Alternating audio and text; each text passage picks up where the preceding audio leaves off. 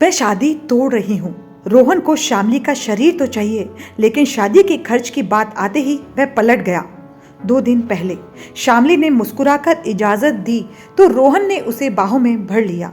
बड़े प्यार से उसका चेहरा हाथों में लेकर चुंबनों की बारिश शुरू कर दी। उसके हाथ शामली के कंधों पर फिरते हुए आगे बढ़े तो शामली ने प्यार से मना कर दिया। शामली दूर हटते हुए बोली, बस इसके आगे बढ़ना मना है। बढ़ भी कौन सकता है इस प्लेस पर, क्यों ना हम कोई कमरा। रोहन थोड़ा चिढ़कर बोला तो उसका वाक्य पूरा होने से पहले शामली ने मुस्कुराकर अपनी उंगली रोहन के होठों पर रख दी। कोई कमरा लेने की सोचना भी मत, क्यों ना ये थ्रिल हम शादी के बाद के लिए छोड़ दें। आखिर तब भी तो कुछ नया होना चाहिए।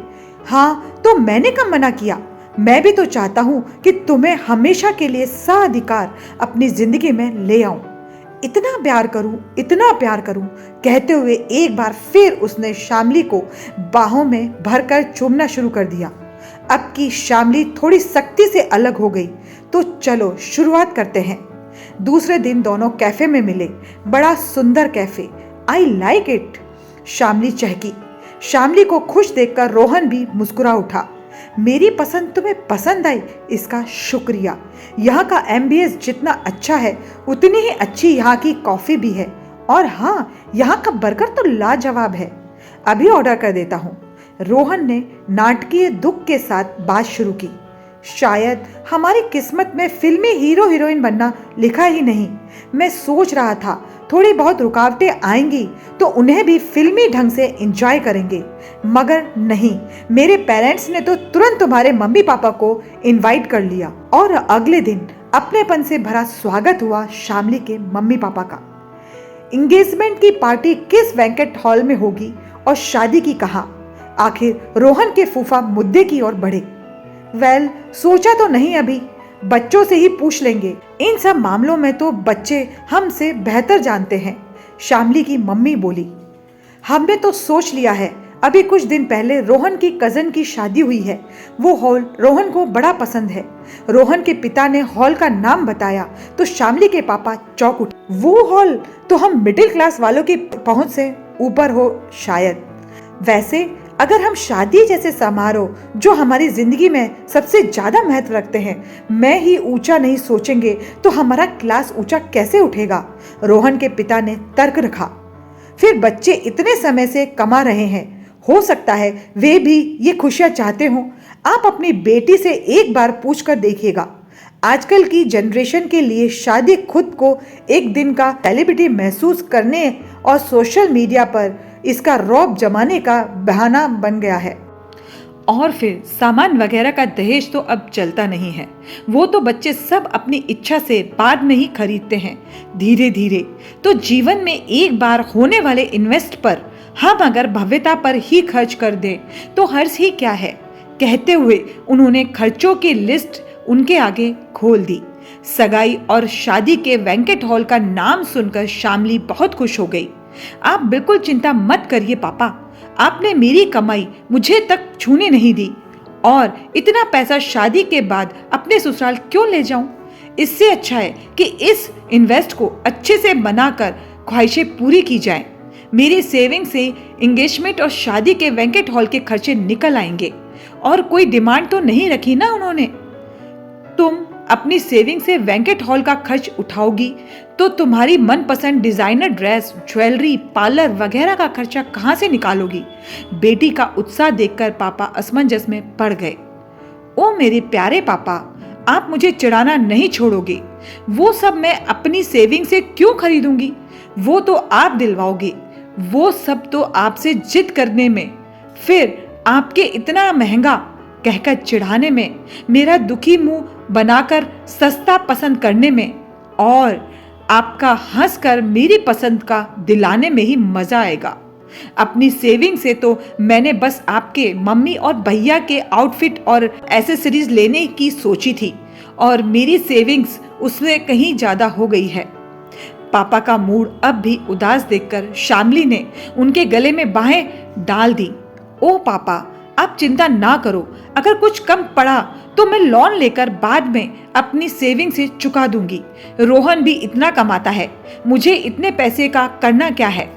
लेकिन बेटा, माँ ने कुछ कहना चाहा, पर पापा ने उन्हें इशारे से रोक दिया और शामली के बालों पर मुस्कुराकर हाथ फेरकर उसे गले लगा लिया।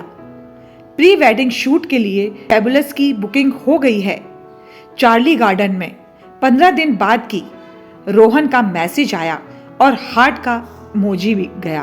तो आज से ही पार्लर के सेशंस बुक कर लेती हूँ, शामली का मैसेज गया और किस का इमोजी हाजिर हुआ। शामली ने ऑफिस से लंच के बाद की छुट्टी ले ली। शहर के बेस्ट पार्लर को चुना उसने अपने लिए। क्यों ना मम्मी के लिए भी साथ में सेशन बुक कर लूं। बाद में टाला मटोल करेगी कि मुझे पार्लर की क्या जरूरत है। कंजूसी में मम्मी पापा का जवाब ना होगा। रास्ते में शामली ने सोचा और कैब घर की ओर मुड़वा ली। दरवाज़ा छुटकू ने खोला और शामली उत्साह में मम्मी पापा के कमरे की ओर दौड़ गई। दरवाजे पर सारी बात सुनकर वो सन्न रह गई। वो बंगला बेचकर छोटा घर लेने की सोच रहे थे। तुरंत मिलना है, नीना के पीछे रूम में, मैंने उससे चाबी ले ली है। मैसेज गया तो ढेर सारे धड़कते दिलों वाले मोजी के साथ जवाब हाजिर था। क्या बात है, लगता है बड़े रोमांटिक मूड में हो। नहीं, अकेले में बात करनी है, बिना मोजी का मैसेज। ये सब क्या है? गुस्से में तमतमाई शामली ने लिस्ट आगे कर दी।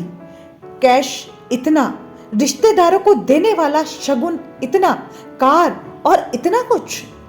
पर काफी देर गुस्साने के बाद भी शामली को रोहन के चेहरे पर शर्मिंदगी नहीं दिखी।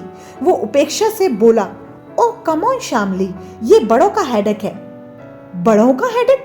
नहीं रोहन, ये सिर्फ मेरे मम्मी पापा का हेडेक है, जो तुम्हारे घर वालों के लालच ने उन्हें दिया है। ये दहेज है। अच्छा, दहेज? रोहन ने शामली की बात काट दी। डिजाइनर ड्रेसेस, फोटोशूट और वेडिंग प्लानर के तमाम सुपर आइडियाज क्या तुम्हारे शौक नहीं है? क्या तुम महंगी ड्रेसेस वगैरह नहीं खरीदना चाहती? अगर ये दहेज है तो ये दहेज तुम भी तो चाहती हो। कह दो ना कि नहीं चाहती। मंदिर में शादी करके तुम खुश रहोगी। अपने शौक पूरे करने पर होने वाले खर्च को दहेज का नाम मत दो। हाँ, अगर मेरे पापा की आर्थिक हालत मंदिर में शादी करने की होती तो मैं उसी में खुश रहती। हाँ, मैं बहुत कुछ चाहती हूँ, पर वो सब तो तुम भी चाहते हो। फिर दोनों के शौक का खर्च मेरे पापा अकेले क्यों दें? तुम लोगों के खर्च पूरे करने के लिए कैश क्यों दें? तुम्हारे रिश्तेदारों को हम शगुन क्यों दें? दहेज दोनों घर के खर्च का लड़के वालों से उठाने को कहने वाला नाम है। आजकल के बराबरी के युग में, जब हम समान रूप से एजुकेटेड हैं, एक साथ कमाते हैं, ये मुझे बिल्कुल मंजूर नहीं है।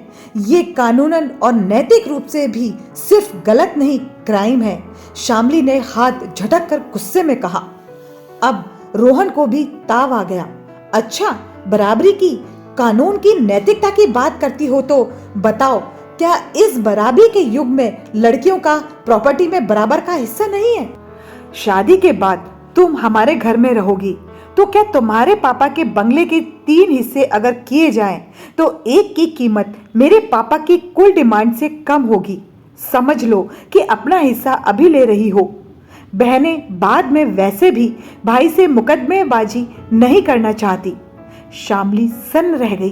क्या ये वही रोहन है जिसे वो 8 साल से जानती है, जो प्रेमी से पहले उसका दोस्त था, दोस्त से पहले मन मिलने वाला हमकदम, और उसकी इस सोच से अब तक उसका सामना ही नहीं हुआ। खैर, अभी देर नहीं हुई। अच्छा, तुम अपने पापा से कहो कि घर बेचकर तीसरा हिस्सा तुम्हें दे दें और अपने लिए एक छोटा घर देख लें कोई। शादी के बाद हम अलग घर लेकर रहेंगे। शामली, रोहन चीख पड़ा। शामली व्यंग से मुस्कुरा दी। मिर्ची क्यों लगी रोहन? बहू हिस्से की बात करके बड़ों को बेघर करे तो उल्टा, और दामाद करे तो रिवाज, कानून, बराबरी।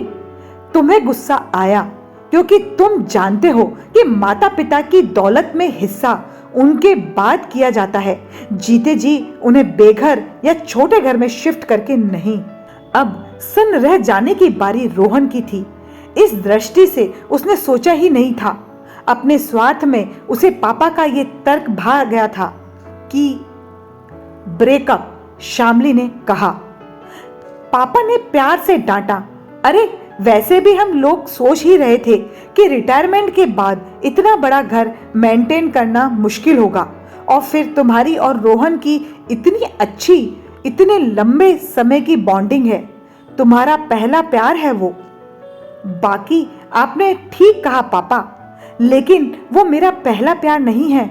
मेरा पहला प्यार आप और मम्मी है, दूसरा प्यार भैया। रोहन तीसरे नंबर पर है पापा। कहते हुए शामली पापा के गले लग गई।